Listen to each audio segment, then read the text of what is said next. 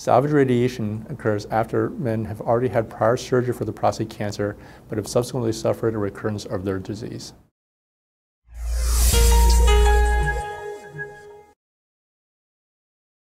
So the idea behind salvage radiation therapy is that when patients have had initial treatment with surgery, they may have suffered a recurrence. However, that recurrence might be localized, and radiation may be able to encompass the area of recurrence and control disease. A rising PSA following surgery might signify such a recurrence, and if evaluation has not identified any other areas of disease, then such a patient may be considered a candidate for salvage radiation. Characteristics that might predict for better control include the pre-treatment characteristics such as the PSA, extent of disease at diagnosis, and the Gleason score. In addition, the behavior of the PSA, the level, the rate of the increase at the time of recurrence may also be important. Salvage radiation often involves external beam radiation to the prostate bed.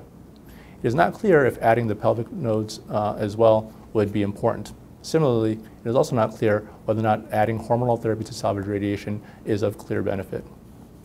Other options for recurrence would also include hormonal therapy. Some prostate cancers are high risk, aggressive, and more likely to spread. Others are low risk, least likely to have bad outcomes. The biopsy says cancer, but current diagnostic tools provide limited information about how aggressive a man's individual disease is. So most men decide to treat prostate cancer immediately. Once treated, many men experience serious long-term side effects, like incontinence and sexual impotence. Immediate treatment isn't always needed, but right now a man can't be sure if his cancer is the kind that is likely to require treatment or if he's okay to wait for now. What if there was a test that could determine how aggressive prostate cancer is? Genomic Health is developing a new test to do just that.